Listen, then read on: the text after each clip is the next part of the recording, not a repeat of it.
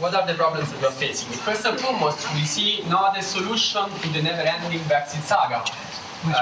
We know that the EU designed the referendum in 2016 and never clarified what Brexit meant. And whatever happens on October the 31st, we can be absolutely sure that unless and until the citizens of this country are allowed to reach a consensus on a way forward, the saga will continue. Be under no illusion, a no deal or a revocation of Article 50 will not respect the referendum result, nor they would in any meaningful way settle the matter. A no deal would just weaken the negotiating position of the country before a nastier, even longer, even painful process of negotiation needs to start anyway over a treaty that needs to be signed anyway. And a revocation would just embitter millions of citizens in this country that voted for Brexit and would feel their vote betrayed. Even a referendum is not necessarily a way to settle the issue. It's difficult to foresee how a leave option that is imposed top-down can be seen as legitimate by a large number of leave voters. Across the country and across the political spectrum, there will be people that would say that the new referendum with that leave option is not a legitimate referendum, and the result will be challenged if it's too close to call, if the turnout is lower than the previous time, and there will be call for another referendum in a week's time. So this is why I think that citizen assemblies are a way to overcome this problem. It's actually Neil Lawson from Compass that is somewhere in the room, saying it better than anyone else. The way out of the Brexit crisis must be more democratic than the way in. So we think citizen assemblies are this democratic way forward, and we think also that we need a long-term solution. We need a long-term solution because we are facing an unprecedented level of divisions in the country that is not going to go away whatever we do in the next couple of months, and that needs to be healed through a process that brings the country together, brings leaders and remainers together. And because I think I'm sure all of you have experience in the daily life that the conversation between many remainers and many leaders is harsher now than it was 3 years ago. So we're not getting better on that. Of course, that doesn't mean that we shouldn't take a side on the Brexit divide. DiEM is proud to have campaigned against Brexit with Ward, with McDonnell and many others in 2016. But of course, once Brexit had won, we also need to recognize that result, respect that result, and don't pretend that it didn't happen. Yet, we still need to reject the government claims that they interpret the will of the people. They don't. We need to ask the people what the will is, and we need to ask it in a proper process. And then, of course, there is the political and constitutional deadlock in Parliament over the Brexit crisis, which has become the worst constitutional crisis in 400 years. And we have to say it in every event, every time we speak, we need to say what happened in the last month in Britain is not normal. We consider a coup in any democratic country in Europe. This is an unmandated prime minister that didn't go through an election, didn't win a confidence vote in parliament, that shut down a parliament in the midst of a political crisis because he didn't want the parliament to have a say in it. So it's it's what shouldn't happen. And so the fact that the prime minister can maybe, we don't know, legitimately do so, is the ultimate proof that there is a problem with the constitution in this country that we need to address. And if we are to set up a process of citizen assemblies in the country over Brexit, this is also the way in which we start a discussion around the constitution. It will be a constitutional revolution that we see citizen assemblies on Brexit. Yanis is not here yet, but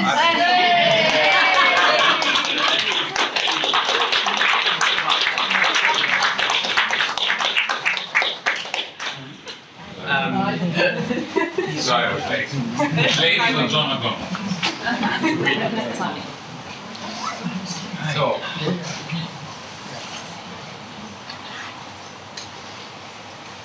said everything that you know very well. Go ahead.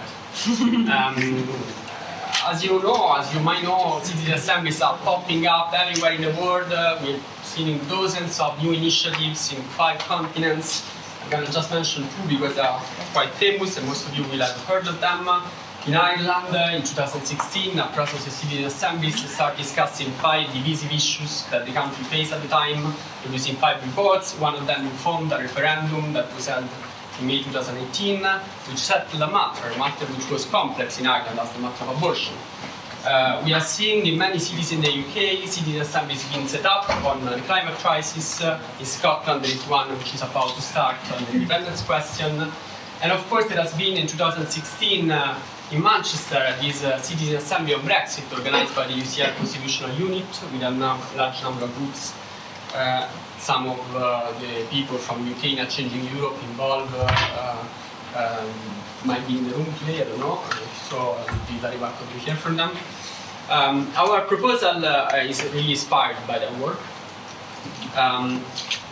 Why citizen assemblies are a good idea? Well, because they allow for an informed decision-making process where experts can kind of aid with report and fact-based presentations, debate which is more, which is based on information and not on fake news. They help building consensus, and we're going to see and discuss why that is.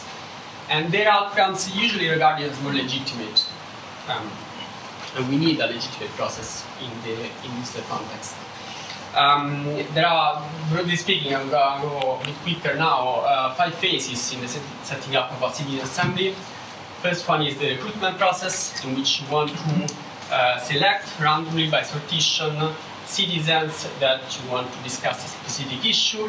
And of course, if the issue is Brexit, this representation should take into account also the way people vote in the referendum. This is followed by a learning phase in which the participants learn about the subject at hand through these experts. Then there is a deliberation phase, which is also facilitated by professional facilitators that help having a discussion which is not a confrontation, but is a way in which citizens come together, understand each other, empathize with each other if possible. And that helps building decision-making which is more based on consensus. Of course, the last part is the impact. We want the outcome of these citizen assemblies to be impactful both on society at large and on decision makers. They need to know what the citizen assemblies have discussed. There are 5 design principles that are in the proposal that at some point you will receive. We have printed 30 of them, so each 2 of you should have one. And this would be good to discuss this with our panelists and to know what they think about each of them. The first one is that we think that solution of the Brexit problem should be start with an act of parliament that say that this is the way forward. We want to see citizen assemblies having a say about what we saw in this country for the last 3 years. The second point we want to make, which is a bit more controversial in a way, is that this is the map of the referendum results in 2016. Of course, you can see immediately that there is a deep local element in this vote. The vote is very different in different regions and nations in the UK. And we think UK-wide citizen assemblies would not probably be seen as necessarily representative by people in Scotland, Wales, Northern Ireland, or in some of the regions of the UK, especially if by sortition, for instance, there are people from a certain region. So we think we need to be more ambitious, and we suggest that a rolling process of citizen assemblies in each region and each nation of the United Kingdom would be more beneficial. This means organizing 10 of them. That means more time, resources, but it's a way to go to this democratic process. We think they should be inclusive in the sense that not only they should represent all parts of society in terms of age, race, sex, political orientation, but also, of course, how people voted in the referendum, so with corresponding proportion of leavers and voters. And also, there are a lot of people that didn't vote, and so also those should be represented. EU citizens of this country, citizens from other countries which are not European, young people, regions abroad, that in some way we can connect to the region where they were living. There should be enough time to do this and enough resources to do this. We can discuss about the cost of this, but to give you an idea, an assembly of 100 people can cost about £50,000 if it meets over a couple of months or so. Well, the government is spending £100 million to advertise a no-deal Brexit. So you see, there is a different without talking about the millions of pounds that every council in this country spend on experts, consultancy of every kind. And time, we need, so this is probably the most difficult problem that these countries face and any citizen assembly in the world have faced. We don't think we can get away with a few weeks. We think we need probably a few months, including the time to pass a law in Parliament, so maybe a year this time we need. And then, of course, we cannot set what the citizen assembly should do. The citizens should be able to come up with their own solution. Brexit means Brexit? Probably not. Brexit should mean what the citizens say it means. And so we should let them free to decide their own agenda and their own objectives. And then this quote that we liked a lot from Stuart White, a democratic and political theorist, that says that democratic theory is in a time when the people have a right to set what happens precisely because what is at stake is a set of very basic questions about how we are ruled. This was said way before the referendum. Well, I think Brexit represents a situation like this very precisely. Two quick points, finally, about democracy and time. There are two ways out of this crisis. One is the way which is proposed by Boris Johnson, delivering Brexit without any discussion, any accountability, and any democracy about all the choices down the road from the 1st of November. The other way is the long way, is the way in which all citizens are consulted about every step of the process. It's a more painful way, it's a more complicated way, but it's the only way that Democrats can accept. And if we manage to democratize Brexit, nothing prevents us to democratize the economy, the UK Constitution, the European Union, and we can go on with the imagination else. And finally, time. There is a lot of pressure in this country to get on with it, whether through the Brexit that delivers it, or whether through a revocation of Article 50. Sometimes the long way is a short way. We think that we are not asking to delay Brexit by asking to take a bit more time to do a democratic process which is sound. We are in fact anticipating a democratic discussion that we should happen anyway if we let these things flow in this direction. And on this I will shut up because I spoke too much, but we wanted to show you a video. This is a project that started in Brussels. It's a local group of people that started as citizen assemblies to discuss issues which are relevant locally. And they elected a representative in the institutional assembly that is going to be the spokesperson for what the citizen assembly decides. And in this video they tell us how they did it, what's happening there. And yeah. But this continues, I wanted to introduce... We can use our imagination. I wanted to pass on the baton to Gabriel Popham and Trevor McFarlane that are in this first row. Trevor McFarlane has been working extensively with a group of MPs that are working in citizen assemblies, and he can tell us a bit about his work in Parliament as well. And Gabriel has been leading the way on this work within DiEM25 and citizen assemblies. They are going to interrogate our panelists. The panel. Yeah. Should we maybe start watching after the panel? Yeah. At this point, yes, I would say. All right. Okay. Thanks very much, Gabriel. And it's this is Andrea, and this is Gabriel. Sorry. It's really great to welcome DiEM25 to Labour Party Conference 2019, and at least the conversation on Brexit is happening here, and we're having it, and we're talking about it, which is great. I just wanted to very, very quickly, because I think you've introduced the subject really, really well, Andrea, just say why Labour Party Conference now. I think it's important for people to know that whilst the idea of citizens' assemblies is often seen as a fringe idea, that people at the top are talking about it. This is now on the Labour Party agenda in some way. And I have to say that that's in no small part down to Lisa Nandy and Stella Creasy, Caroline Lucas, and a group of cross-party MPs. And I know there are some Tories in that group, though I won't out them here. I'll leave now Lisa to do that. But they've been working really, really hard and seriously looking at this project and bringing organisations with experience in this together to look at timelines and all of the 5 desires that Andrea outlined for the 5 working principles. They've been looking at that. But more than that, more recently, they've managed to get on board people like Yvette Cooper. Hilary Benn is now bringing these people in front of the Brexit Select Committee to look into this.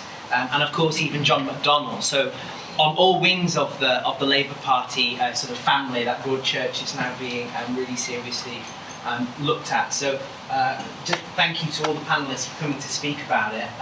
Do you want to, I'll hand over now to you, Gabriel, to introduce the panel and to have it how you want it, and I'll just pitch in some questions as you went, but I'm sure the audience will have plenty. Well, thank you very much, Trevor, and thank you very much, everyone, for coming today.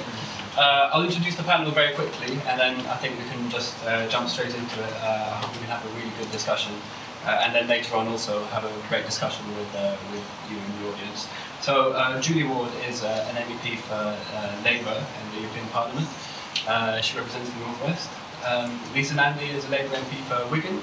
And Yanis Varoufakis is DiEM25 and also MP for MeRA25 in Greece, recently elected.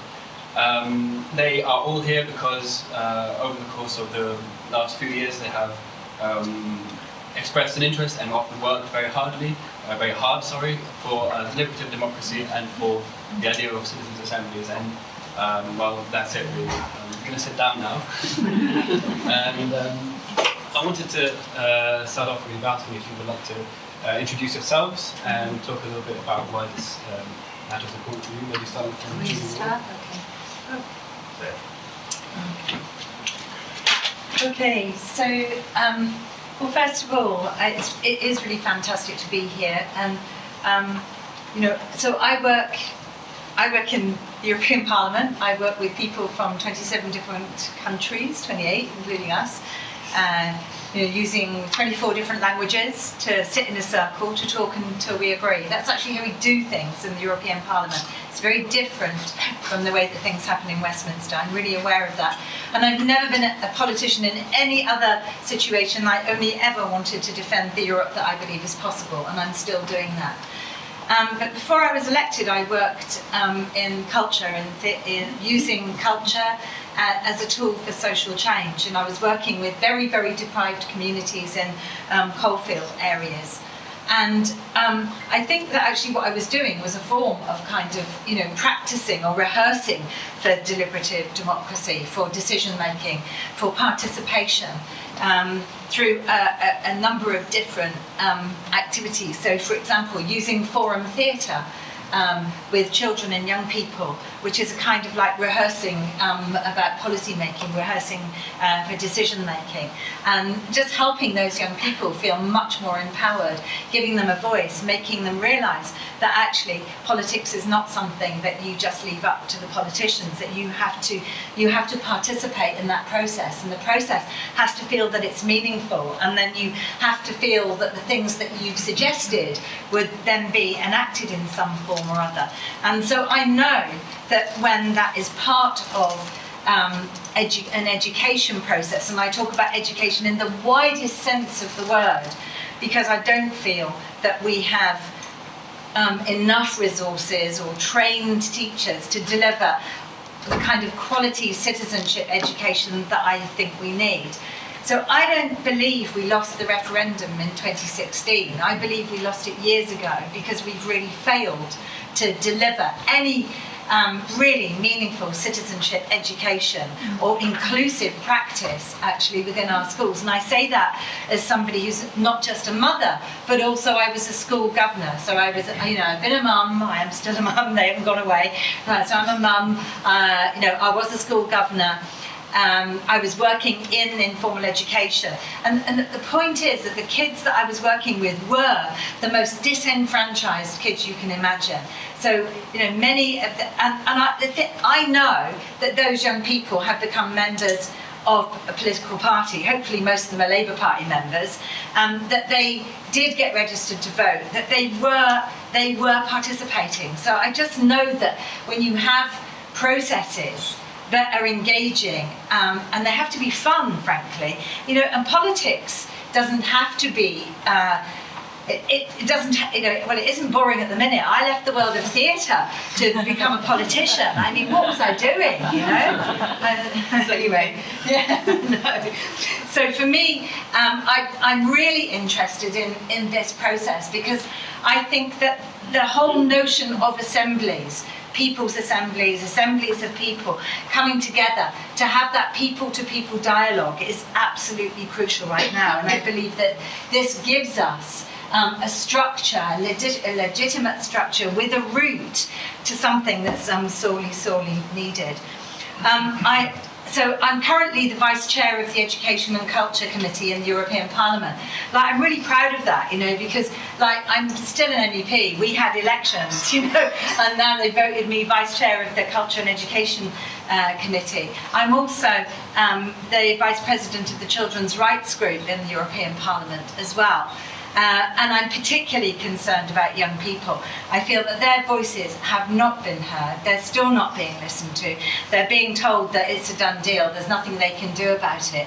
And when you tell them, yeah, but there have been 1 million people on the streets in London, you know, protesting. In March, we had more than 1 million people on that march, that people are protesting against the shutdown of Parliament. Actually, a lot of young people are going, oh, well, we can do that, can we? And I'm going, yeah, of course you can, you know, you can be active. And we saw on Friday how many young people are so engaged with the issue about climate change because it is an existential threat to their future. And I would say that we have to find ways, we have to find more ways of engaging with our communities, with our excluded communities.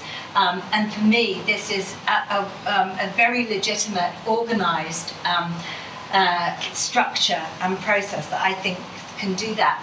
I think the other thing that I've been really concerned about is the way that people the divisions, and I know Lisa will talk about this, and of course I represent 7.1 million people from Crewe to Carlisle, and that means that I have both Leave and Remain sort of constituencies within my region. But the divisions are so deep in our society now, and they were there already, for sure. And we've got to learn how to talk to each other. We've got to find some mechanisms where we can sit down and talk to people that we don't agree with. And that isn't, I'm not seeing that. I'm not seeing it on the doorstep. It's very difficult to have those conversations on the doorstep. A lot of Labour campaigners don't know how to have those conversations. You know, the sort of campaign training that people are doing is still kind of a bit stuck. So I think that anything that allows us to be able to sit together in a room and to have a proper conversation with each other where we can understand the other has got to be a better way of doing things. And then I'd maybe just say, you know, Manchester, which is the largest city in my region, we've just been marking the 200 years of the Peterloo massacre. And so talking about being represented, talking about our rights, talking about democracy, and talking about the constant struggle to improve that and to make the franchise wider, not narrower. So I'm really glad that this also includes British citizens who are living in the EU, you know, because they feel very excluded, they're very upset, they feel abandoned actually by Westminster, and being able and making sure that we include the 3 million people in this country who were shut out of that process, you know, who live and work in our country, pay into the tax economy, and weren't allowed to say. I mean, I'm just so appalled at the way the franchise was narrowed, and I think we should be always talking about how we can widen that franchise, not narrow it. And perhaps maybe the last thing is that, sorry, that thread's gone. What was it? Civil society. We have a lot of debates and discussions, and we actually had a lot of resolutions and policy recommendations, and we're very aware in my parliament of how civil society is being narrowed, because that's started to happen in some other EU countries. So Poland, for example, Hungary. Hungary's a really good example.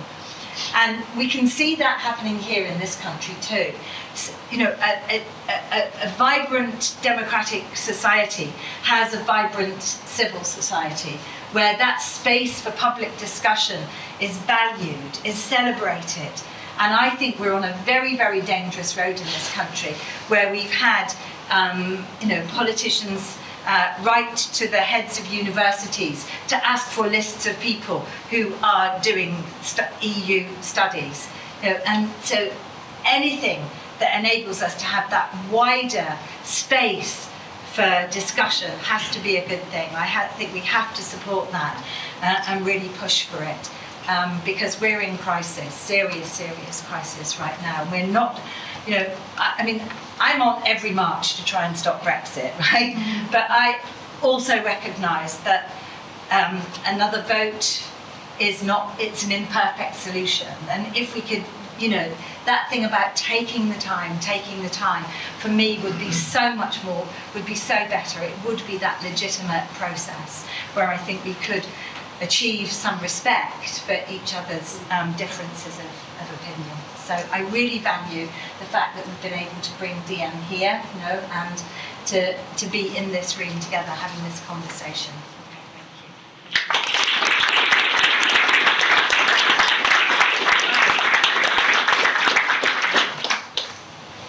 Very much, Lisa. Oh, great. Okay, thanks very much. So I'm Lisa, I'm the MP for Wigan, and I am also very grateful to DiEM25 for enabling us to do this today, because I can tell you that politics has always been frustrating, but my God, trying to explain citizens' assemblies to members of Parliament has been one of the most frustrating experiences of my life. And so it's great to see this many people in a room wanting to know more about it. Some of you may be already ardent supporters of citizens' assemblies, some of you may be deeply sceptical, but thank you for being part of the conversation. Thank you for approaching it with an open mind. That's more than a lot of my colleagues have done so far, so you are very welcome. And I am really concerned about Brexit, like everybody else. The thing that keeps me awake at night at the moment is what is going to happen. I've got a child in my constituency who has a life-limiting illness and was in line for a clinical trial in the EU that was due to start next year. And in March he got a letter saying that because he had a UK address, he was no longer eligible to participate. This little boy will die. He will die before he's 18. The clinical trial may not have saved his life, but it gave him a chance. We haven't reached any kind of agreement about what happens after we leave. That keeps me awake at night. There are serious issues about his access to medication. There are many other MPs who could tell you similar stories around the country. And one of the reasons that I'm so, like everyone I think, so worn down by this, so frustrated by it, and at times so angry by it, is because it seems to me that we've lost the art of compromise. We've lost any sense of that respect, the tolerance for each other's points of view, the willingness to move out of our comfort zone. And one of the things about citizens' assemblies that really appeals to me is that I think it gives us a chance to heal some very, very deep and fundamental divisions in this country. Those divisions are obviously came to the fore during the referendum. 3 years ago, I remember standing in the count in Manchester and seeing those results coming in and feeling the sort of shockwaves around the room.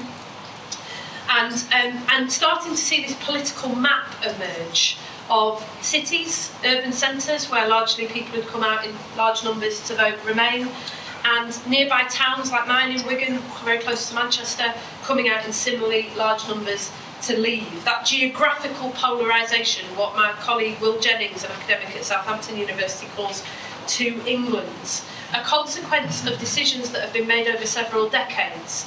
If you go back 40 years, I'm ageing myself here, but I was born in 1979, the year that Margaret Thatcher came to power. And 40 years ago, the Manchester that I was born into was much, much older than towns like Wigan, Bury and Bolton. But over the course of time, as the mines closed, and the factories closed, and the mills closed, and successive governments decided to invest in cities in the hope that the trickle-out effects would spread to surrounding towns, what we've seen is jobs created in cities, young people grasping the opportunities that were opened up to them and moving away, and as a consequence our towns have aged significantly while our cities have grown much, much younger. So we're now two Englands, not just on Brexit, but actually on almost every social measure. If you look at attitudes to LGBT rights or immigration, human rights, all these things, what you see is a very, very polarised country. Why does it matter? Because actually we've lost the ability to understand one another. And the reality in Wigan is very different to the reality in Walthamstow, my friend Stella Creasy's constituency. So in Walthamstow, a second referendum seems inevitable. It seems obvious that Remain would win. In Wigan, that proposition, for the most part, just seems completely absurd. And so one of the reasons that Stella and I wanted to start to try and push this issue in Parliament is because we felt that somehow those polarised parts of the country had to be brought back together and enabled to have a much richer, larger, deeper conversation about who we become as a country. But it's become incredibly difficult because the political debate in the last 3 years has become toxic, it's become angry, it's become violent in word and deed. And we've seen populism engulfing the political system, the like of which I never really thought I would see in my lifetime. It's not just that now every issue is either black or white, good or bad, good versus evil, moral or immoral. It's also totally incapable of admitting of nuance or difference, but it's also that simplistic, the defining of problems in such a simplistic way, the defining of solutions in such a simplistic way, has become a disease. So we're told that you could just revoke Article 50 and somehow this problem would go away. Well, I can tell you, standing here as somebody who voted Remain in a town where 2/3 of people voted Leave, that is absolutely not the case. We're told that you could just cut all ties and get out of the EU and it would be fine. Well, I can tell you, as someone who represents that little boy waiting for a clinical trial, these arrangements will have to be made, and the processes, I'm sure Yanis would tell you much more eloquently than me, gets so much harder if you leave and have to negotiate as a third party. We will be dealing with the consequences of this if we get it wrong for years and years to come. And it's become very exhausting, all of this, and lots of people want quick fixes and they want easy solutions. But actually, here's the hope for me, is that I think the public understand how complex and difficult this is. And I genuinely think, actually, that the debate going on out there in the country is better than the one that goes on at my workplace in Parliament. You know, most families in my constituency were divided over Brexit. My street where I live, lots of my neighbours voted Leave, lots of them voted Remain. And they're not shouting at each other over the breakfast table. My neighbour Danny shouted at me when I went to vote on referendum day, "Be proud of your country, Lisa." And I've told him to get lost in less polite terms. But he still puts my bins out on a Wednesday when I'm in Parliament. You know, life is going on. We have the ability to talk with one another. So what if we let people back in to this conversation, as we should have done 3 years ago, after a desperately flawed referendum in which people were forced to make a binary choice about something that actually, you know, is duly hinted at with the idea that another Europe is possible, is actually a debate that should be happening in shades of grey. What if we let those people back into the conversation and gave us a chance to move forward together as a country? And that's why Stella and Caroline Lucas and Joe Swinson and many others in Parliament have really been pushing for a citizens' assembly. We've got some Tories on board now, Andrew Percy. David Davies even said that he was quite supportive of the idea. So we're finding support in some quite interesting places. But for the most part, I have to say to you that this has met on typically deaf ears. We've been told that it's far too controversial, Brexit, so you can't possibly let people have a conversation about it, because they'll just have a big row about it. I mean, if you watched what's been going on in Parliament recently, I hardly think the public can do worse. And what's more, as Stella keeps saying to people who raise that objection, I'm sorry, but if you can do it about abortion in Ireland, then surely we can do it about Brexit across the United Kingdom. They've told us that it costs too much. Well, I'm sorry, but we've spent as a country so far £8.3 billion on preparations for no deal. I mean, this is ridiculous. What price democracy? It costs it's a fraction of the cost, but look at the gain for this country. And the one that annoyed me the most was just the general response from many MPs, which was, it's your job to sort this out. There is such a thing as a citizens' assembly. It's called Parliament. And Stella and I kept coming up against this attitude. But actually, as you've heard and as you'll have understood, this is not about getting rid of representative democracy. There's no easy get out for members of Parliament. We've still got to make a decision. We've still got to decide what we want to do. But the truth is that for someone like me, for whom who was staunchly opposed to the first referendum. I refused to vote for it, and is very opposed to a second one. The truth is that this is about me stepping out of my comfort zone and saying, you know what, a second referendum called for by people to Parliament sounds like a very different prospect to me than a second referendum handed down from Parliament to the people. And this is about legitimacy, and this is about decisions that stick. And you know, Caroline Lucas said when we launched this in Parliament with the help of Compass, and Neil's at the back there, she said, this is really, really frightening for me because I want a second referendum and Remain more than I want anything else. And what if they decide that they want to leave with a deal? But she said, but you know, in the end, what I want is a country that can come together and can heal these divisions and move forward. And I have to be confident that we can win that argument. So, you know, it's scary for us, but it should be possible. And the fact that this is met with such resistance in Parliament is actually symptomatic of something much bigger. Because that space, as Julie says, is incredibly adversarial. It's an institution that is completely resistant to change. You stand in the chamber and you shout at each other from side to side. You go into committee rooms and there are actually physical barriers erected in our committee rooms. There aren't any physical spaces in Parliament where you can actually sit around a table and find common ground. So things will have to change, and we need different tools in our democracy. Referendums are by nature binary. They divide people. They force people to pick a side. But for many people, the world is not in black and white, it's in shades of grey. And most of the problems that we deal with are complex and demanding of nuance. You know, the stupidity of the debate was summed up for me recently with a debate that we started to have about Winston Churchill.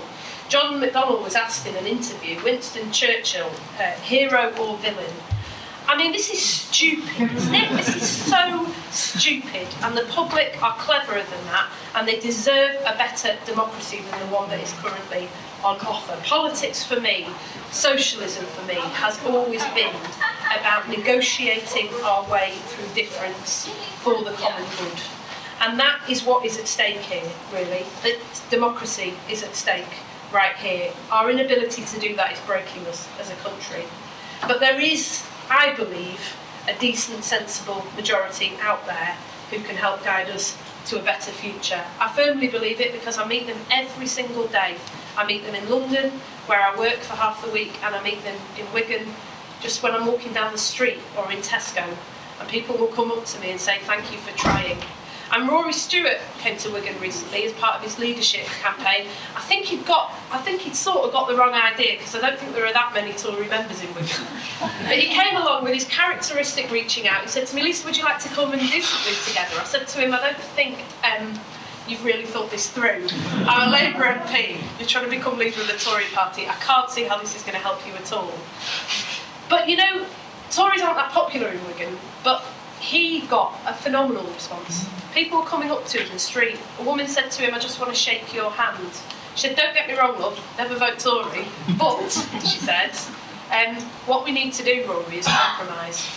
And I think that there is a clue to how we get a better country out there, but it doesn't belong in Parliament, it belongs out there in the public. So let's try and raise the stakes here. Let's try and make some noise about citizens' assemblies, because who knows, we might not just end up with a much more sustainable, better solution to what has become a national crisis, but we might just fix our broken politics in the process. Thanks.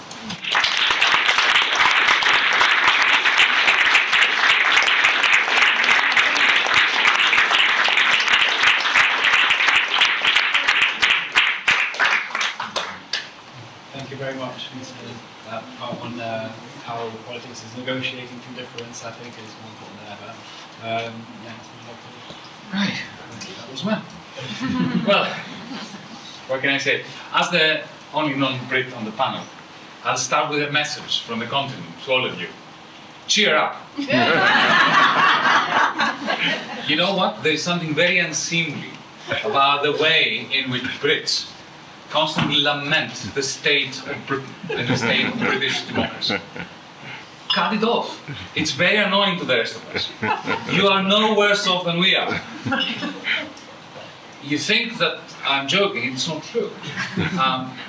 Think about the state of the world. We have fascists becoming extremely influential across Europe, in Hungary, in Poland, in Italy. Salvini is not in the government, but he is now in a position getting stronger and waiting for his return with a vengeance. In my country, we have permanent debt bondage, and we have a new Tory government that is more boisterous and toxic than anything you have seen in this country since maybe Margaret Thatcher. If you look at the other side of the pond, what need I remind you of who resides in the White House? Look at Bolsonaro in Brazil. Look at Modi in India. You're not worse off than anybody else. You see, there are two ways in which you can be jingoistic and nationalistic. One is the typical British Empire way, and the other is the inverted exceptionalism. Having the audacity to think that you're worse off than the rest. Because if you think that, if you allow yourself to wallow in this sensation that, you know, things suck in this country really badly, this is the greatest gift to Farage and to the nationalists, because all they need to do then is to say, I'll make you great again. So no, enjoy the moment, because you have an explosion of democracy in this country. I mean, 10 years ago, there would be no meeting like that, talking about deliberative democracy and talking about citizens' assemblies. In France, you couldn't have that discussion. You know, you have pitched battles between the Gilets jaunes and police. In Germany, you have complete stasis. You know, there's no serious conversation happening in Germany. We had the European Parliament election, I was part of it, I was a candidate in Germany. Yes, I know, it's strange. But people were refusing to talk about Europe in the European Parliament election, in Greece in the European Parliament. Here you've got the most interesting, fascinating, potentially reviving discussion about Europe, about your country, about the world. Yes, British politics is broken, your constitution is in smithereens, your business model is pathetic. As Mark Carney said, you rely on the kindness of strangers. You know, you have 6% current account surplus, you depend on foreign capital coming into London, okay, creating circumstances that make it impossible for the working class to survive by pushing up asset prices, house prices, and so on and so forth. Okay? You have a model which is based on low wages, low productivity, low investment in things that this country needs, and low standards, and low everything. Tony Blair's devolution is incomplete. You've got a situation where you've got a functioning Scottish democracy, but you go south of the Scottish border, what do you have? Disenfranchised Englishmen. Not women, usually Englishmen, right? So Brexit is a crisis of, you know, of English patriarchy, in effect, and of a broken down constitution. So my great fear, I'll tell you what my great fear for Britain is, that this wonderful moment in history, which you are not appreciating, you're all moaning about it, okay, will go away. It will prove to be something like, you know, a high-energy democratic pulse of the great British supernova that then gives rise to a black hole. The moment you transition to the black hole will be the moment that either Boris Johnson takes you out of the EU without a deal, or if you have a referendum and you have a Cameron Remain. Because if you have a Cameron Remain, okay, what are we going to do? We're going to go back 10 years ago, and suddenly everything is fantastic. I'm telling you, I'm somebody who campaigned against Brexit in this country. And the reason why I did it, you didn't need yet another European coming here to tell you not to leave the EU. You had plenty. You had Wolfgang Schäuble, you had Christine Lagarde, you had, President Hollande at the time. Those people, every time they opened their mouth, Farage was, you know, sort of clapping and enjoying the boost to the Brexit vote. I came here to campaign because nobody could accuse me of being a lapdog of Brussels. Wherever I went, I said, the EU sucks. Unlike you, I think that the European Parliament is a joke. Okay, and I should. But it's not the parliament. You know, you don't have the powers that the parliament should have. But you know, remember when Jeremy Corbyn was asked in a BBC television program somewhere, ITV, between 0 and 10, Jeremy, or Mr. Corbyn, how enthusiastic are you about the EU? And he huffed and puffed and said something like 7. I would have said 3. I would have said 3. And I would still campaign for Remain. And people say, well, how come you're campaigning for Remain if you only scored 3? I said, well, if you ask me how enthusiastic am I about the Greek state, I would say 1. It doesn't mean I want to disband the Greek state. I want to fix it. So, because I'm very interested in having this conversation, I'm going to contain myself. It's not easy. And just say 2 things. First, let's not have this discussion as if we're not at this present moment in history. We are in Brighton. There is a Labour Party conference. There is an almighty struggle happening in there within the Labour Party. You've got Boris Johnson. God knows what he wants to do, but we know that he is Prime Minister because he has promised a no-deal Brexit. Yeah? And then he's making noises about a deal which can never exist. By definition, cannot exist. Okay? So what he's offering is a general election in which he will turn the Tory party, already has done it, into the Brexit party. So that's a reality. It's here. The Lib Dems have disgraced themselves by adopting ignore everything that has happened the last 3 years, let's just cancel everything. Okay? That they deserve the contempt of every Democrat around the world. So that leaves the Labour Party. And the Labour Party is now having almighty struggle within itself.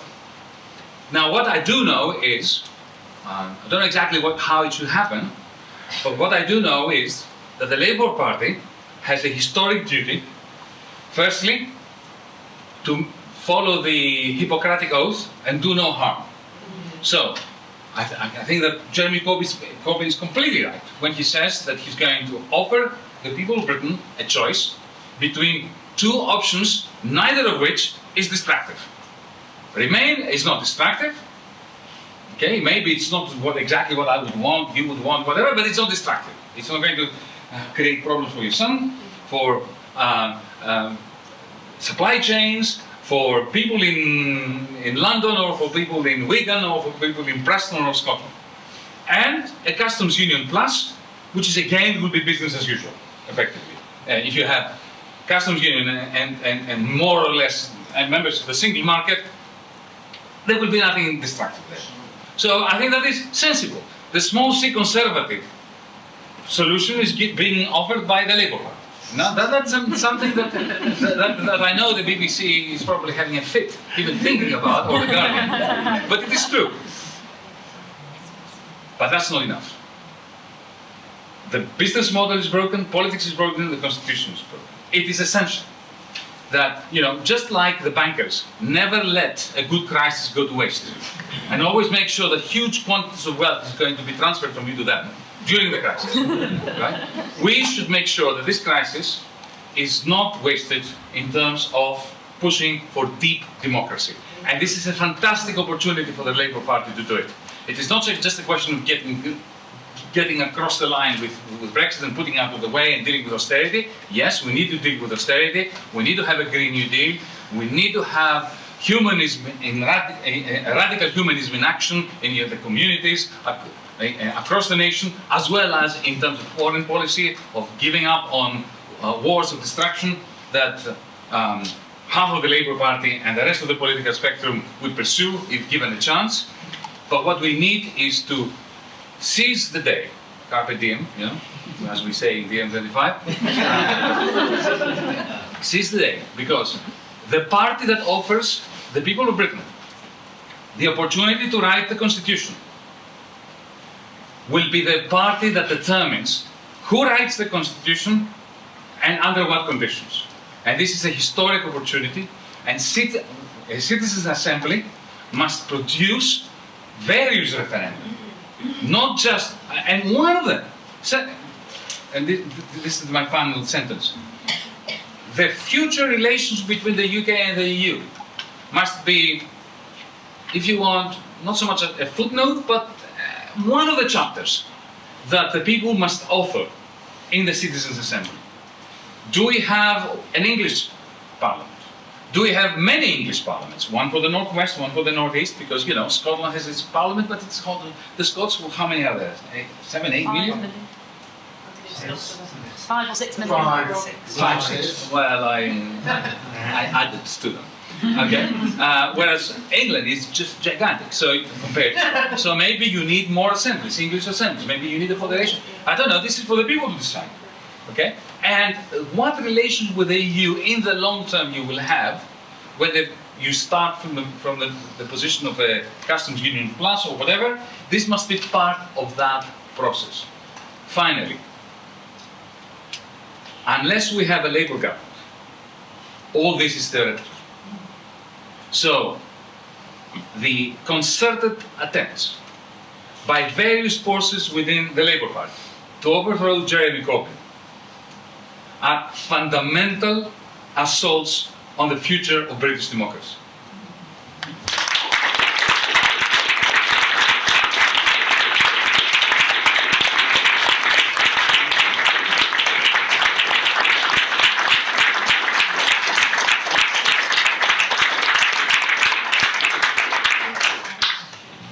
Thank you very much, Yanis, for those very powerful words. I'm going to stay seating now. I think we can have a bit more of an intimate conversation this way. I'm quite keen to let the audience in on this process as well, and we're going to have the breakout session in a little bit. So what I'm going to do now is I'm just going to ask a few questions to you, and if we keep the answers short, and then we can also get answers from the audience. First thing I wanted to ask is to Lisa Nandy. We are here at the Labour Party conference at a time of really unprecedented political crisis, which is, as you say, has a much longer history, but we are here as a result of the 2016 referendum. As an MP, as someone who is in Parliament every day, but also as someone who represents your community and has worked with Senator Creasy in a very different community, what do you think? How do we start letting people back in, as Julie was saying? Well, I think the first thing to do is do conference completely differently. So this doesn't feel anything like a proper conversation to me. I've only been here 24 hours, but it just feels like the same sort of people on panels talking and people sitting in different rooms. So look at some of the events that are being publicised at conference around Brexit at the moment. You've got the sort of rally for the people's vote with people on the panel, all of whom want a people's vote. And then you've got people talking about how you secure a good deal with the EU, with the panel made up of people who all want to agree a deal and leave the EU. We're not talking to each other, we're not engaging in a proper dialogue or conversation. And a few months ago I went to speak at Vauxhall CLP along with Clive Lewis, who's a good friend of mine. And I said to him, this is just awful, Clive. Like, everybody in Vauxhall CLP voted Remain, what's the second referendum? I said to him, you're going to crowd surf around the room and they're going to have me for lunch. and actually, it was lovely. It was lovely. It was full of very, very kind, passionate, respectful, curious, interested people who wanted to try and understand my position on Brexit, but most of all wanted to really understand what's going on in places like Wigan. Because what they wanted more than anything was the chance to remake Britain, and that means getting a Labour government. And getting a Labour government means winning in Walthamstow, and it means winning in Wigan. So, and somebody said to me at the end of that, why don't we ever get the chance, though, to talk to each other? You know, she said, I bet I've got more in common with your members in Wigan than anything that divides us, but I'll never get a chance to meet them. I'll never get a chance to talk this out. So one of the things that Stella and I have been up to, she's a bit busy at the moment because she's literally about to give birth, but she's still at it, she's here, and she's still lobbying people about this. He's been trying to get a Citizens' Assembly on Brexit up and running in the Labour Party. Because we think actually there are better tools at our disposal, and if we want to convince the country, we ought to start leading by example.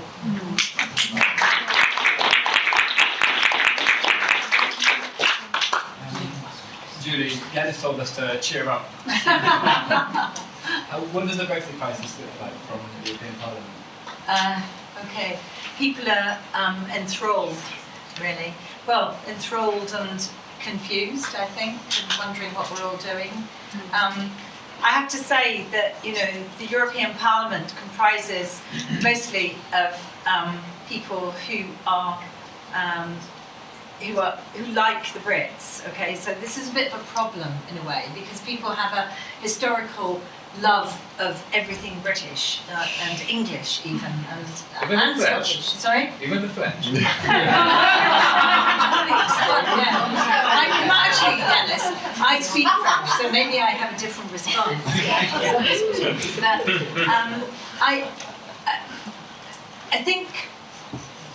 I think there's an enormous amount of pity for us, that we that you know what we did, how we became. There is a certain amount of frustration, but I mean, I've spoken to Barnier a couple of times, very specifically about citizens' assemblies. I wanted to kind of lodge the idea that this isn't going to be fixed quickly, and whatever happens to us will have an impact on the rest of Europe. And there has to be, you know, there has to be, I think, more, you know, there had to be more patience in a way. And I know he's been extraordinarily patient, but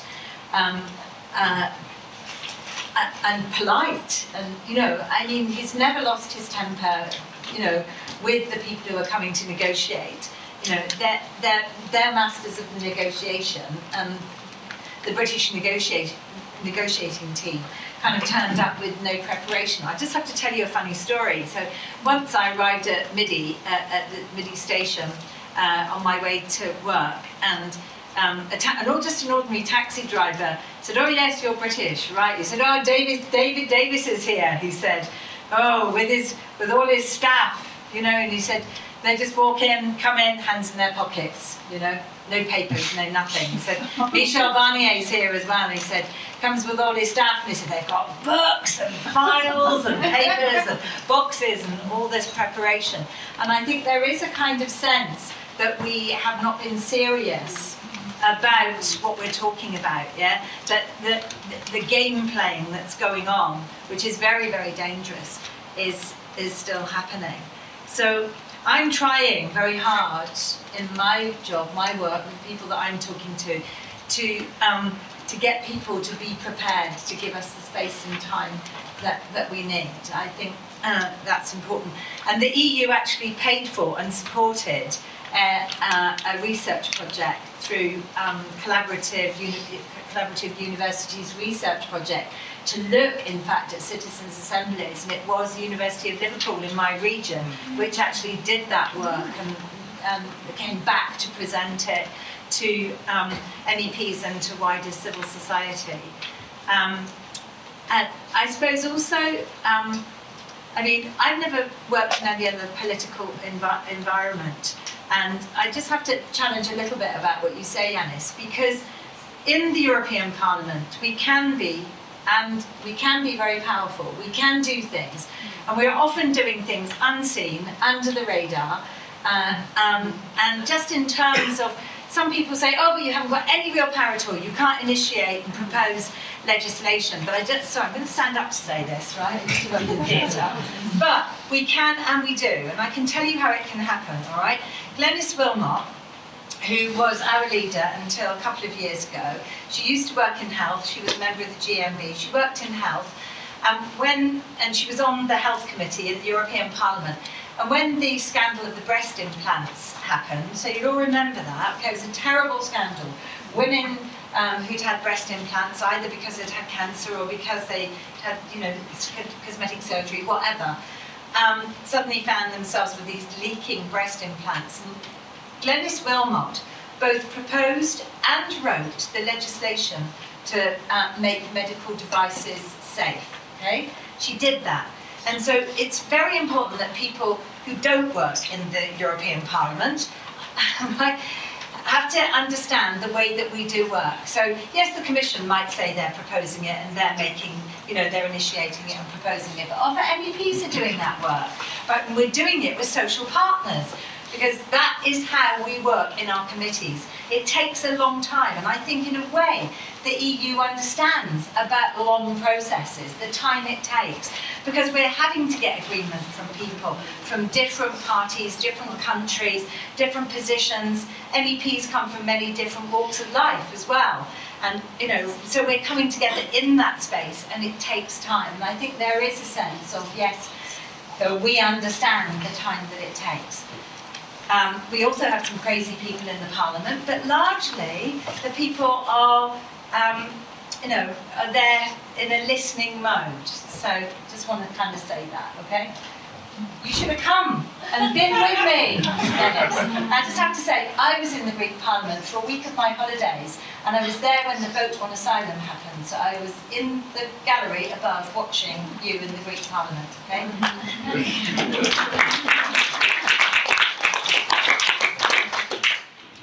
It's not hard to imagine that you might have a completely different. But I wanted to ask you a very specific question, hypothetical. Let's say that this institutionalized citizen assemblies process that we are outlining today does happen, and let's say that the UK does bring it to the EU. Do you think the EU would actually accept this as viable way out of Brexit, or would it do a shoulder, as it were, and say that democracy at the end of the day is less important than the EU's interests, even if the interests go against Well, it? it depends on what the Citizens' Assembly says. Yeah. Look, there's a profound difference between your experiences and my experiences. The reason is that whereas Brexit was something that we were threatened with by the EU, don't forget that. Brexit was not a Greek idea. It came from the EU as a threat, the iron fist by which to impose upon the Greek people the acceptance of a gigantic loan on behalf of German and French banks. So you will allow me not to be looking at the EU through those I was talking glass. about the Parliament, not about the EU. No, but for me the Parliament doesn't exist. It's a beautiful building. No, actually it's not even a beautiful building. It's not particular. Two buildings. It's a very expensive thing. I know that I'm being very provocative, but I need to balance your very positive view. Make no mistake. All I want to do is to reinforce the point. It's a fight. Yeah? Now, so Brexit was something that was pushed upon us as a threat, whereas Brexit is a homegrown disaster here. So there's a profound difference. To answer your question, because I think it's an important question, let me phrase it slightly differently. Suppose that Jeremy Corbyn were to go to Brussels and say, okay, our policy is CU plus, Customs Union plus. Barnier wouldn't be able to say anything. He would have to accept it. Because, you know, there's no political conduit from which Merkel could turn around to the Bundestag and say the British want to stay in the Customs Union, and I said no to them. So beyond that, yes, he's very polite. He's one of the most civilized people in Brussels compared to the people I had to deal with. But he's not a negotiator, and he does no negotiations. Because none of those people can negotiate. They don't have a mandate to negotiate. Let me show you to understand. I'm being really very serious now, and I think fair to him. He cannot negotiate because he has no democratic mandate, himself personally. He has the democratic mandate conveyed to him from 27 member states. Between them, they never discuss it. So these intergovernmental systems like that mean that nobody can negotiate. Merkel cannot negotiate, Macron cannot negotiate, Barnier cannot. What they can do is they can come up with a list, a checklist of things they demand from Britain. And Barnier is there as an algorithm ticking. He has lots of papers, as you said, because every box has been worked at by 1,000 bureaucrats. Okay, and he can only tick. So, for instance, when Theresa May went to him and said, "All right, you want 40 billion from us, whatever, 50 billion, 60 billion. You want this from us. Now we want this from you. So let's see whether we can have a deal." Barnier could not even enter into this conversation. And that's when he imposed the two-phase negotiation. He said, first you give me what I want, and then I will convey to the heads of government what you want. Now, anyone who accepts that process is a complete idiot. Call her Theresa May. Right? Because once she said yes to that, that's it. Finished. Right? Imagine if I were to come to you and say, first you give me everything I want, and then I'll discuss that what you want. There you go, this is not a negotiation. Right? But that's the only way that you can do it. Not because they are bad people or anything like that, but because there is no such thing as a federal government with a democratic mandate to negotiate. Right? So that's the answer to your question. It depends on what the Citizens' Assembly says. If the Citizens' Assembly says that, we want to simply stay in the single market, in the customs union and so on, they'd say, okay, fine. Because that's no skin off our nose. Right? And it ticks all the boxes. If you're going to say to them, we're going to stay in, but we demand a minimum living wage in Hungary. Let me give you an example, right? Because it's important amongst Remainers. Most of you are Remainers, but most of us are Remainers. It's important to note that the EU is not paradise lost for Britain, right? I'll give you a simple example. There's a town in Hungary called Győr. Okay? Now there's a Volkswagen Audi plant. They built most of the engines that go into the luxury Audis, right? In Hungary. Then they take them by truck and train, and they transfer them 700 kilometers north, west, to Ingolstadt in Bavaria, where they assemble them. They put them in the cars. Okay? That factory in Győr has the same productivity as the factories of Volkswagen and Audi in Germany. The total wage costs to Volkswagen in Hungary, for a month in Hungary is equivalent to 2 days in Germany. Volkswagen Audi pays no tax in Hungary, zero tax. They have an Irish kind of deal, Irish-Dutch deal, and they pay zero tax in Hungary. You have a drain of people from Hungary they're leaving, and the people who are left behind become nationalist quasi-fascists. That happens within the EU, right? So, if the British, English, Scottish, whatever, Citizens' Assembly comes to Brussels and says to Barnier or to whoever is after Barnier, we want a minimum living wage, we want common rights, and we want minimum corporate taxation across Europe, they will say no. No, no, no. Now you've got, so, this is not simply a question of remaining, it's a question of working out how to build alliances across Europe, this is what DiEM25 is all about, that create genuine solidarity, so as to have a multi-party negotiation process. So it's not just the British government that negotiates with Brussels, but it is us in Greece, the Hungarian trade unions, the German trade unions, all of us together going to the Barniers of the world and saying, this cannot continue. That, I think, is the most important.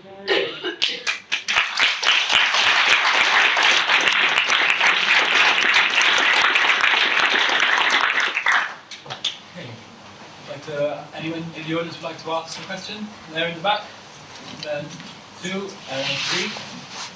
and then we'll have another round afterwards. Good afternoon, and thank you very much. It's really a pleasure to see you here, Yanis Varoufakis, and thank you very much to all the organizers of DiEM25. Yanis, basically I have 2 questions for you. And I'm very sorry, English is not my first language, as you can see. I come from Ecuador. It's not mine either. But you speak perfectly. So do you. Thank you. I come from Ecuador, and one of the questions first is, the Labour Party is so divided at the moment, and then we got so many leaders like Tom Watson and other councillors which undermine the leadership of Jeremy Corbyn, And I just, my frustration is I am not political myself, I'm a provider myself, and I tend to actually have a little bit, I tend to work with ethics, with values, and morals and values, of what is best for our society and what is best for our patients. And I feel shocked the way our leaders undermine the leadership of Jeremy Corbyn despite of having progressive agenda in there. That is one question, how we bring them together, how we actually make them keep quiet, at least don't undermine his leadership. And the second question, Jeremy, I know you talk quite a lot about the International Monetary Fund, and it's something that I actually, I'm very concerned, I'm very worried about how the International Monetary Fund, a repressive machinery, would you call it, that influence in the economy and the politics and social all around the world. At the moment they are in my country and living in my country, living in Latin America, I think they are in about 182 countries where they maintain us in extreme poverty, where they privatize all our assets, and they influence all of us. I don't know how can we do, with me, I'm sorry, I'm going to take a couple more minutes. Just come to the question if you can. Yes, I just this, how are we going to change the International Monetary Fund? How are we going to change their, make them more accountable for the things that they do in the world? And just, sorry, one more thing. I think two steps because we've not right, long left. So have you got the second question? Yeah, this gentleman here. I would call myself an English Republican, and I noticed there was a poll out that said 62% of Labour Party members were in favour of some kind of republicanism. It's a strong feeling, by the way, but it's certainly there. But we've had a democratic deficit in this country for a long time. We've had a crisis of democracy in this country for a long time, and therefore I echo what Yanis said. Brexit, this is almost like a break. We've entered a revolution. We're in the period of the Brexit revolution. Now, it doesn't seem like a revolution, nobody's fighting in the streets, but it's got the characteristics of it because we've got a breakdown of our political system, and we've got a collapse of our constitution, and we've got everybody going, well, what's going to happen next? And everybody looking around going, well, we're not sure. It's like politics has kind of gone completely pear-shaped. All right, so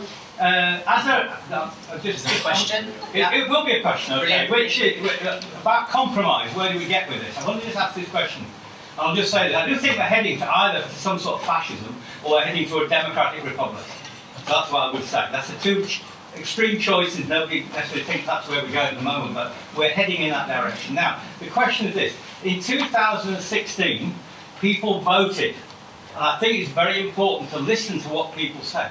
And the people of England and Wales voted to leave, but the people of Northern Ireland and Scotland voted to remain. So why shouldn't there be a compromise, not invented by us in this room, but by listening to the people and doing a deal where Northern Ireland and Scotland remains and England and Wales leave, with this proviso, okay? We didn't vote to leave the single market or the customs union. So we should defend our right to be in that. Great, so I'm going to ask you. One lady here. Thank you very just much. 1 minute of comment and then one question. We've not got that long, so if you can get to a question, preface it with a little bit, but not too much. Yeah, no, just about my experience inside the European institution as a press. At the beginning, when I discovered the European Parliament, it was amazing. I had the same impression. Then I did the press coverage of the European Council. It was the most terrible experience of my life because all the work I did of the press coverage of the European Parliament was completely useless because they took all the decision. So, but people don't know completely about it. And I think my question is, do you think that citizen assemblies should provide just information about it and then start a process in order to make a difference between deliberative democracy and direct democracy, like five-star movements and so on? Thanks. Perfect. So, Yanis, do you want to take any in particular, obviously the IMF one and the undermining of the leadership from your perspective? Great, go for it. Well, I'll be quick. I'm not going to On the question of, to my friend from Ecuador, on the question of Corbyn, why is he being undermined? It's really very simple. The Labour Party sold its soul to the devil under Blair. They went into bed with the City of London. They made a lot of money. They got a lot of money. They funded campaigns. That part of the Labour Party. okay, the way in which they bent over backwards to unleash the evil genie of the City of London during that tenure, they are completely in cahoots with them. They fear a Corbyn government a lot more than they fear the permanent domination of Britain by the Tories. They will do anything to undermine Corbyn, and they have been doing it in the same way that in the United States, the Hillary Clinton Democrats will do anything to prevent Bernie Sanders from becoming president, including keeping Trump in the White House forever. On the version of the IMF, what has happened in Ecuador, I'll be more specific, right, because I'm sure this is where you're coming from, emotionally.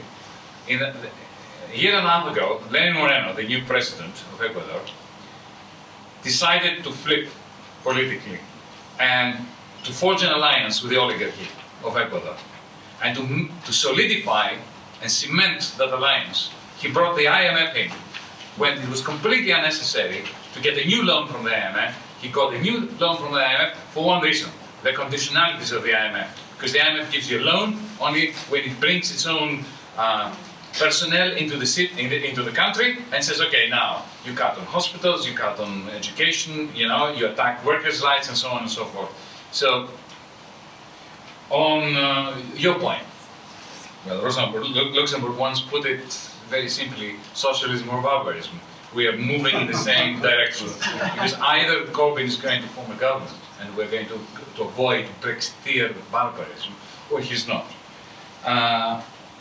And finally, on the question of a Brexit that respects England and Wales' decision as opposed to Northern Ireland and Scotland, if the nation stays within the customs union and the single market, which I would very much like to see, you're right, it makes no difference in the end. Not much of a difference. But I think that the point I would like to bring out concerns Northern Ireland in particular. Because Northern Ireland is a fantastic case of a new form of post-Westphalian potential sovereignty, joint sovereignty. The Good Friday Agreement effectively inscribes that. They have joint sovereignty of sorts between London and Dublin and so on. Yeah? Why not take this further? Why not make this more formal? That's the best solution instead of a backstop or anything of the sort. Julie? Yeah, okay. So first of all, I would just want to talk about, just develop what Yanis is saying about having a European response to what is happening in terms of the attack on all our rights and the neoliberal project that we have to counter both in the Labour Party here in the UK but across Europe. So in the European Parliament we have an anti-austerity left caucus, progressive. Yeah, but you've got Syriza in it. And Syriza implemented. No. You have Syriza in it, and they implemented the worst austerity in the history of the universe. Because they were under the Troika command, and they are pretending to be part of this progressive caucus. It means nothing. Sorry about this, but it's very close to the heart. Yanis, if you cared to take up your place in the European Parliament, you could be in that progressive caucus. No, I'm not going to be in the progressive caucus with the people who implemented the austerity, pretending to be anti-austerity. I'm not going to be the MeRA25. Julie, you answer the people's question. So, what I want to tell you is maybe things that you don't know about, okay? So in the European Parliament we have an anti-austerity progressive caucus, and we have written an alternative scenario, and those of us who are active in that, we also attend the European Left Forum, which has happened in Marseille and Bilbao over the past 2 years, and will happen I think it's going to happen in Brussels in November. And all of you are welcome to come to that. Now what I can say is that very few Brits ever turn up, which is a great shame, okay? Often we are not participating in the European project, in that alternative European project, and we should be. And, yeah? So what are the results that you've had from these? So, for example, as a parliamentarian, No, I mean, when you say that left come together as an anti-austerity, I'd be really interested because I haven't personally seen anything from that. So, for example, Marisa Matias, who's Portuguese, left MEP working together with Ernest Urtasun, who's a Green Spanish MEP. They're both in the Economic and Monetary Affairs Committee, and they've been looking at issues of tax. I don't work on tax, but those two people together, working in fact across the Women's Rights Committee and in the Economic and Monetary Affairs Committee on fair taxation in terms of women, okay? So if I don't work on those committees, but I'm happy to send you the information about those things. I just need to know if there are people working on anti-austerity in Europe, that it is actually having an effect at my level.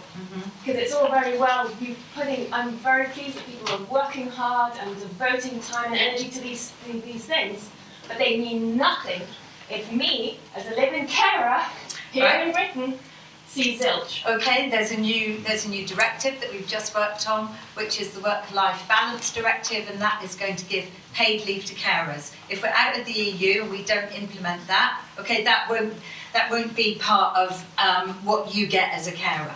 There are lots of examples. I'm not going to get the best thing to do.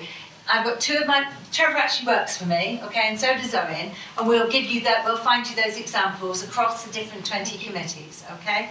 So I wanted you to know that, because lots of people don't know, right? They know about the political groups. So I'm in the Socialists and Democrats groups, and some of the people in the Socialists and Democrats groups are not on the same page, right? They're not on the same They page. introduced austerity and they created the ideology, the theory of austerity, like Franz Timmermans, the pioneer of austerity. So, me working across those boundaries is very, very important, right? And I'm committed to do that, not just in the European Parliament, but with other forums that exist. I'm also doing that within the Asia-Europe Forum as well, which meant that I was in Nepal in April as a guest of the communist government there to talk about what we can do to have social welfare as a tool for peace.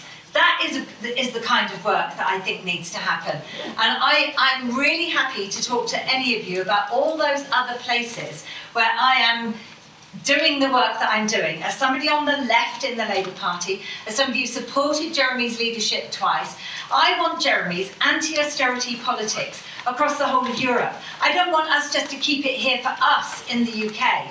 For me, it's really important that we lead with that agenda. I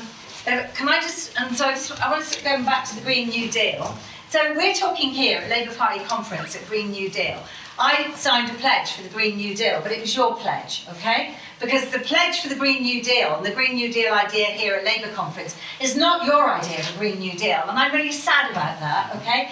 The Green New Deal, as they've written, is absolutely bloody fantastic, and we should be signing up to that Green New Deal, not the Green New Deal that people are talking about here. Next one. Yeah. So yes, neo-fascism. It's really scary. Okay. David Dugan, who's a professor in Liverpool, has described the Conservative government under Theresa May as neo-fascist. Okay. We're in a terrible place in terms of the return of fascism. I am really quite scared, and I've been doing a lot of solidarity actions with LGBT people in Poland and in Hungary. I've been on marches, pride marches in Hungary and Poland, where I have to be protected. We have to be protected by armed guards, the military, the police. It is frightening, that assault on our rights. Really, really scary. But to answer your question, and I think because we were at the Politics for the Many conference, weren't we? You know, I agree with you. But Liverpool voted Remain, Manchester voted Remain, London voted Remain. If you're going to say, well, Scotland and Ireland, you can have the thing that you voted for, which is to remain. Brighton voted Remain. Yeah, I know. Then all these cities and towns, there's going to be a massive problem. Right. I know. I just want. Sorry, Trevor. One more thing. She's my boss, so I can't put her off. This is because, because I'm really sorry.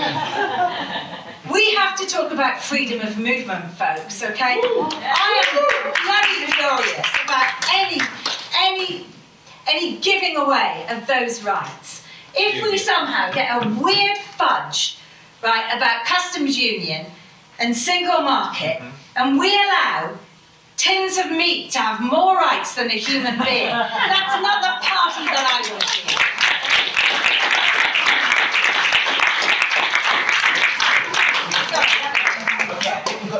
just one more round of 3, very quick. Can we haven't got very long, so if you keep them very, very short. I know Andrea wants to say a few things at the end. The gent at the end's been very patient, and then there's 2 ladies in front of him, and maybe we might get a 4th if you're quick. Okay. Sorry, I wasn't going to speak, it's just that I'm actually listening. Right, I'm a Londoner with a Scottish accent, but it has significance because there was a woman outside the Labour Party yesterday with a banner, Remain and Leave, and she had wee stickers to put on. So I took a pack of her stickers and put 7 on the Leave, yeah? And then I asked her, and she told me that she knew the truth and all the people, the 17 million, were misled. And I said to her, I think you're really abusive. And she said, why are you getting angry? And I'm going, it's my accent. It was actually my accent, just hear my accent. She was a nice southern English middle class, and that's how they react in the south of England. Hate to say it, but it's true. Okay, getting back to my main point. The question. Okay, well, my main point is as soon as I heard, I was in France at the time, as soon as I heard that they'd shut down Parliament, I said it's time to head to Putney. If you don't know the historical context, the English Civil War, okay? I voted a pulse on both sides at the time. But what I do find important is that 17 million voted to leave, and they're the only ones you mention that are a problem in your leaflet, in your booklet. Not the total, because I find the ones that voted to remain, there's Clive Lewis was mentioned. Clive Lewis and his pal, the MP for here, they've got a subtext that's all racist that voted to leave. So you're not going to get a reconciliation with language like that. Okay. Great. So let's go to the lady in front. Thanks very much. I'm a woman, not a lady. Thank you. Sorry, very much. excuse me, madam. Sorry.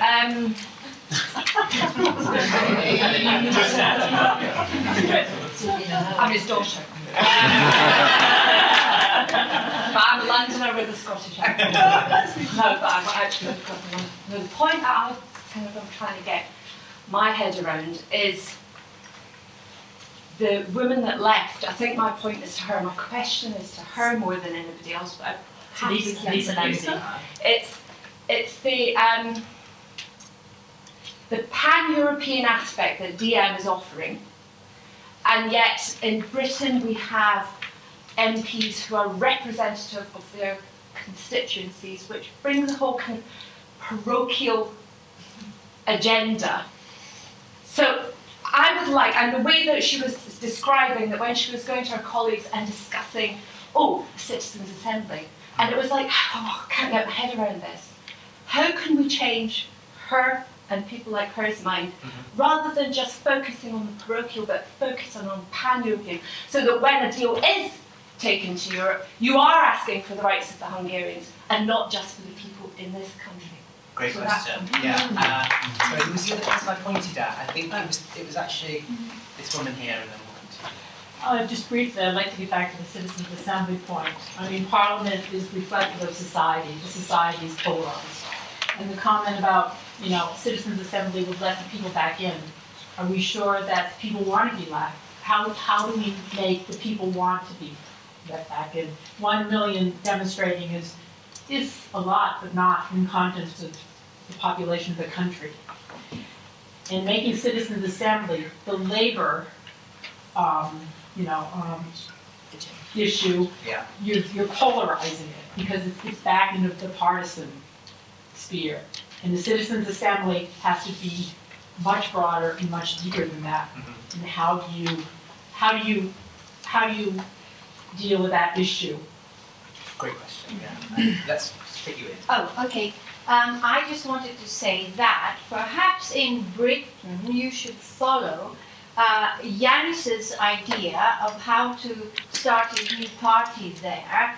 I have everybody discuss everything, so perhaps you can rejuvenate the parties here by doing that, starting with the very basic constitution of your parties by discussing it amongst all your members and not perhaps as many as citizen assemblies as you can get into your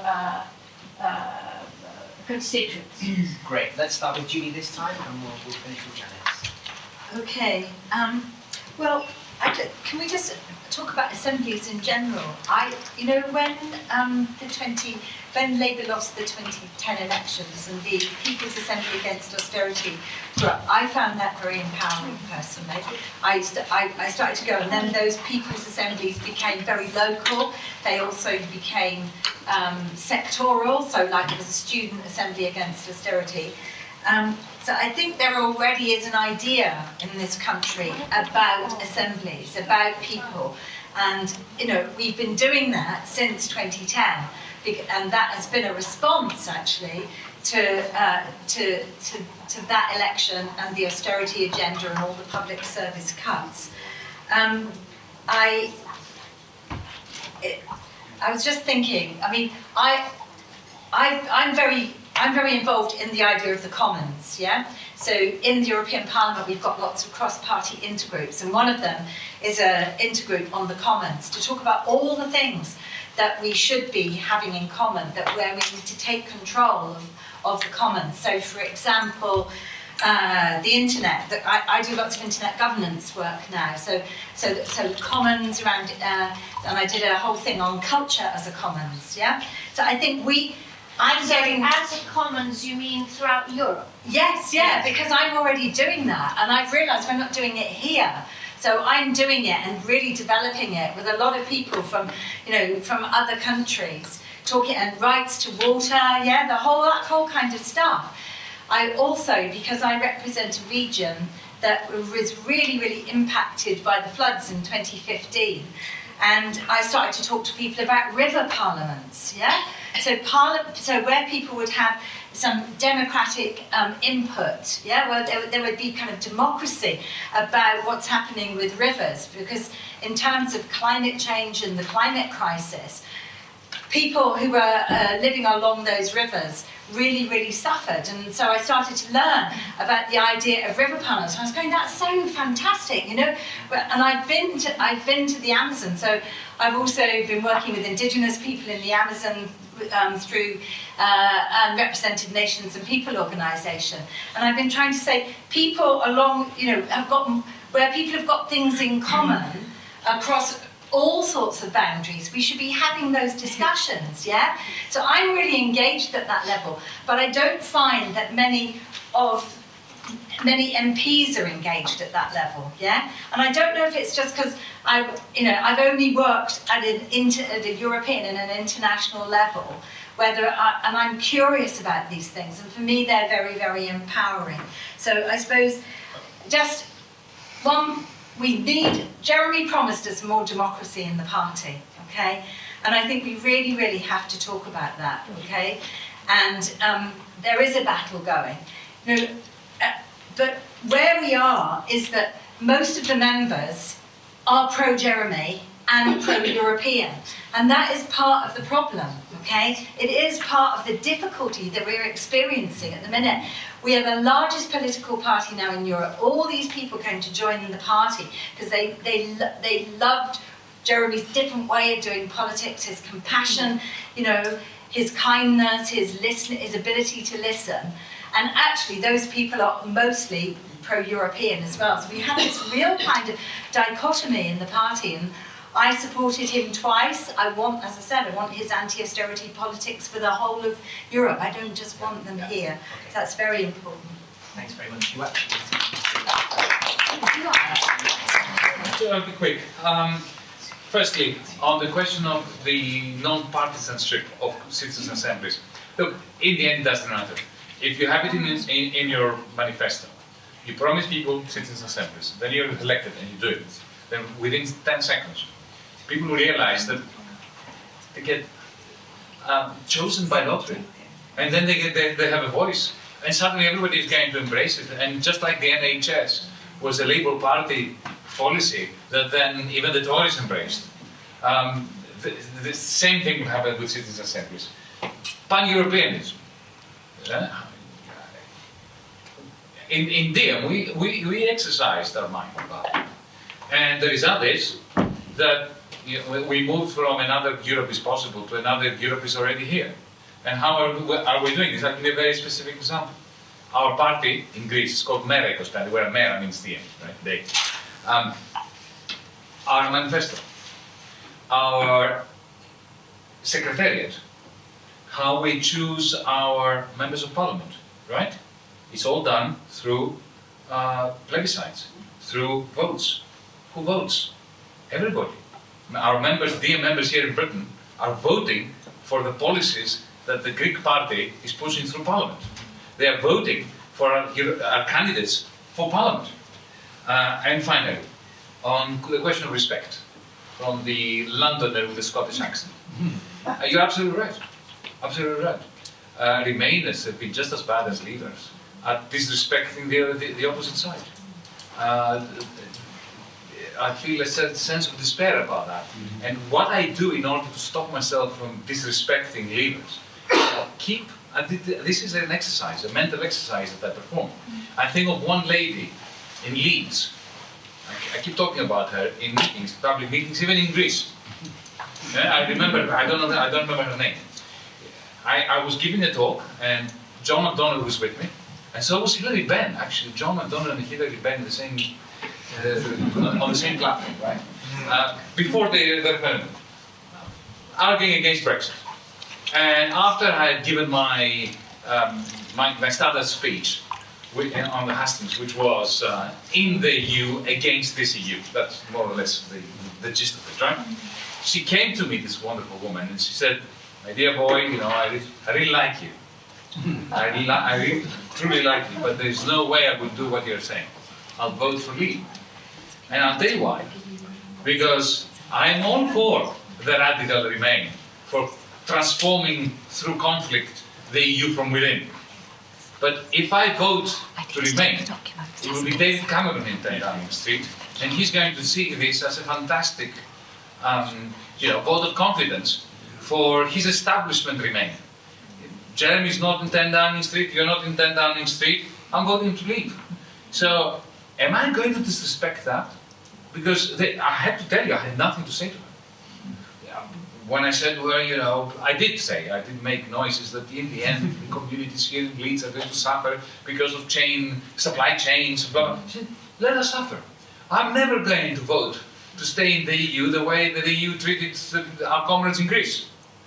I had no argument to this. I mean, I had arguments, but they were not decisive. So, I think of her in order to maintain a strong sense of respect for leaders.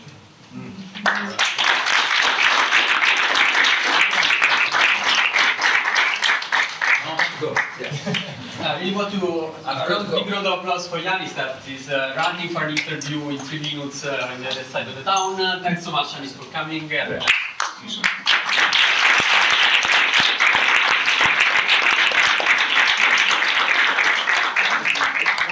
A couple of minutes for a couple of announcements. The first one is that events like this cost a lot of money, and there is a dedicated group of campaigners and activists that are doing what they can. But every support you can give is really, really welcome. There is a box on the desk there that is going to circulate if you want to contribute even a couple of pounds can help. But most importantly, what we want is your support politically. So on these flyers that you should have received, there is a QR code, you can download the proposal. Please get in touch, send us comments, observations, what we can do better to improve. Keep in mind that today the Labour Party has decided that the Brexit policy will be decided in an ad hoc conference after the general election. And I think that surely we need to talk with the Conservatives, the Liberals, and the Green Party. Actually, Karen Lucas is very keen on the idea, so we are in touch with her. But if we convince the Labour Party, we have done half the job. So that conference after the general election is the target for a movement of citizen assemblies that starts and need to keep pushing. So please, let's do it together and let's go on together. I just want to finish thanking a lot of people. First and foremost, is not with us today. Rosemary Batcher did an amazing job in the proposal that you have seen. I want to say thank, of course, to Gabriel, Cobham and Trevor, that is he's still there. Thanks so much, Trevor. You're welcome. Gavin Barker worked a lot on the proposal as well. He's working on cities assemblies in Conwell. He's doing excellent things. Andrew Brooks, Michael Sinker, Yolanda that did all the graphical part of this proposal in 3 days before the conference. Thanks so much, Yolanda. Ben, that should have coordinated the breakout sessions, but we didn't have time. We need to do better with time. First, John, Julia, Jack, Buba, Jay, Felix, Agnieszka, I can go on forever, but I really want to thank everyone from the bottom of my heart. Thanks so much.